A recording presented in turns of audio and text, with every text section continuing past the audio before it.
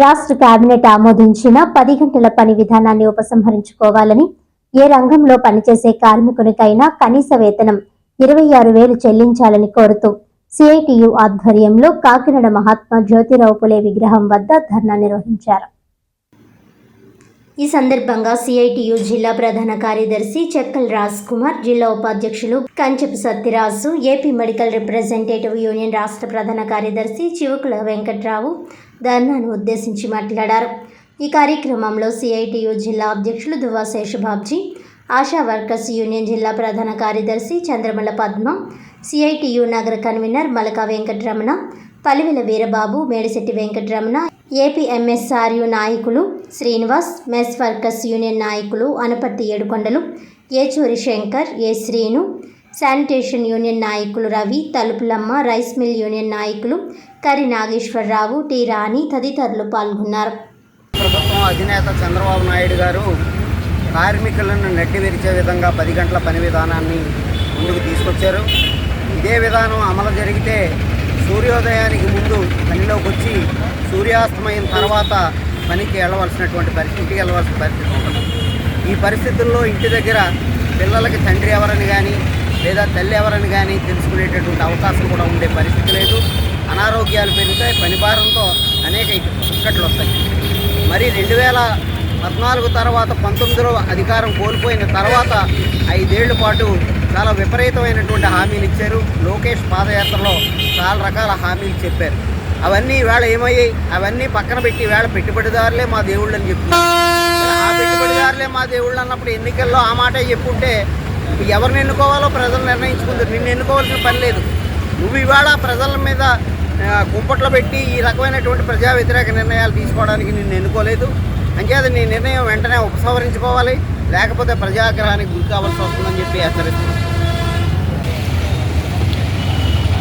రాష్ట్ర AP cabinet 10 గంటలను పెంచుతూ GO విడుదల చేసింది. దీన్ని సిఐటిగా తీవ్రంగా ఖండిస్తాము.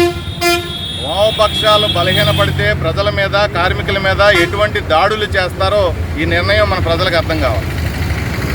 8 గంటల పని విధానం కోసం ప్రపంచవ్యాప్తంగా అనేక పోరాటాలు చేసి కార్మికులు ప్రాణత్యాగాలు చేసి సాధించుకున్నటువంటి మేడే మనం జరుపుకుని 4 రోజులు కూడా కాలేదు. అప్పుడే కార్మిక వ్యతిరేక నిర్ణయాన్ని చేయడానికి చంద్రబాబు నాయుడు సాహసించాడు. ఒక 4 రోజుల క్రితం ప్రకటన చూస్తే సంపద సృష్టికర్తలు పెట్టుబడిదారులే అని చెప్పి ప్రకటనలు ఇచ్చాడు. మరి సంపద సృష్టికర్తలు పెట్టుబడిదారులు అయినప్పుడు వాళ్ళ పని గంటలు పెంచాలి, కార్మికులు పని గంటలు పెంచాల్సిన అవసరం ఏమొచ్చింది అంటే చెప్పేది ఒకటిని దోచుకునేది ఒకళ్ళని. కాబట్టి తక్షణం పెంచిన పని గంటలని విత్డ్రా చేసుకోవాలి. గత 15 ఏళ్ల నుంచి పరిశ్రమల్లో పనిచేసే కార్మికులు కానీ ప్రభుత్వ జీవో మీద ఆధారపడి జీతాలు చెల్లించే కార్మికులు కానీ ₹1 కూడా జీతం పెంచలేదు. 2011 జీవో 11 ప్రకారమే నేటికి కార్మికులకి వేతనాలు చెల్లించబడుతున్నాయి. అలా చెల్లించబడుతున్న వాళ్ళు 50 లక్షల మంది ఈ ఆంధ్రప్రదేశ్ రాష్ట్రంలో ఉన్నారు. 2011 ఎక్కడ, 2025 ఎక్కడ? 14 ఏళ్లలో ధరలు ఏ స్థాయిలో పెరిగినాయి, కానీ జీతాలు మాత్రం పెరగలేదు. జీతాలు పెంచమంటే పని గంటలు పెంచుతున్నారు.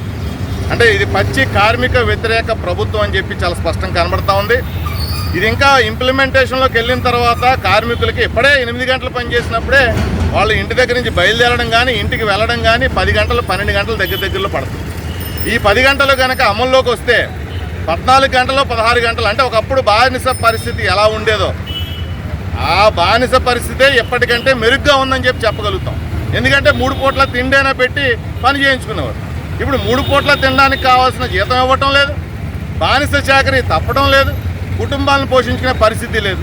మరోపక్క ప్రభుత్వం పన్నులు విపరీతంగా పెంచి కార్మికుల వేతనాలని లేదా కార్మికుల ఆదాయాన్ని కూడా తీసుకెళ్ళిపోతున్నటువంటి పరిస్థితి ఉంది. ఇచ్చేటువంటి సబ్సిడీలైనా ఇస్తున్నారా అంటే సగం మందికి కూడా, ఆంధ్రప్రదేశ్ రాష్ట్రంలో సగం మందికి కూడా గ్యాస్ సబ్సిడీ ఇవ్వలేదు. ప్రచారం మాత్రం అందరికీ ఇస్తున్నామని చెప్పుకుంటా ఉన్నారు. విపరీతంగా కరెంటు ఛార్జీలు పెంచారు, రోడ్డు ఛార్జీలు పెంచారు, ట్యాక్సులు పెంచారు. మరి ఇవన్నీ పెంచుతున్నారు. జీతాలు పెంచమంటే మాత్రం 10 గంటలు పెంచి కార్మికుల మీద దాడి చేస్తున్నారు. తక్షణం ఏపీ కేబినెట్ చేసిన నిర్ణయాన్ని వెనక్కి తీసుకోవాలి.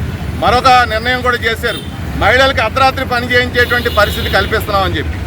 అలాగే 48 గంటలు కాదు 72 గంటలు ఓవర్ టైం చేయించుకోండి కార్మికుల చేత అని చెప్పి పెట్టుబడిదారులకి, పారిశ్రామికవేత్తలకి ఆయుధంగా ఇచ్చేసినటువంటి పరిస్థితి ఉంది. మా పట్టపగలు తిరిగిన మహిళలకే భద్రత లేనటువంటి పరిస్థితుల్లో అర్ధరాత్రి పనిచేసేటువంటి మహిళ భద్రత పరిస్థితి ఏంటి? దీని గురించి సమాధానం ఎవరు చెప్తారు? ఏమైనా మహిళకి ఏదైనా జరిగితే దాని బాధ్యత ఎవరిదని చెప్పి మేము ప్రశ్నిస్తాం. 48 గంటల కంటే అదనంగా పనిచేస్తే దీర్ఘకాలిక రోగాలు వచ్చి హార్ట్ అటాకులు పెరుగుతున్నాయని చెప్పి సైంటిఫిక్ ఎవిడెన్స్లు చూపిస్తూ ఉన్నాయి.